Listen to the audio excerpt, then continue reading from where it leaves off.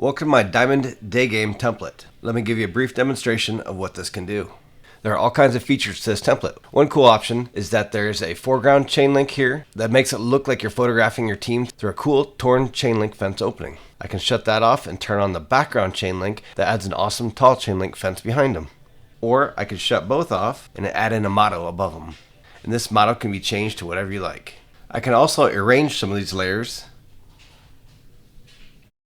move the guys a little bit further up in the scene, and even place additional rows of athletes. There's all kinds of options. Yet another cool feature of this template is that there are some banners up here that make an awesome way to feature your seniors or your starting lineup or any athletes you want to feature. You can easily change the number of banners, either remove or add more. For example, if I needed 3 more, I could simply duplicate some of them, add them to the outside, and slide them all into the middle. Or if I needed even more, I could just make them a little bit smaller. And there's a full tutorial included with the instant download that gives you tips and tricks for perfectly modifying this template to fit your team.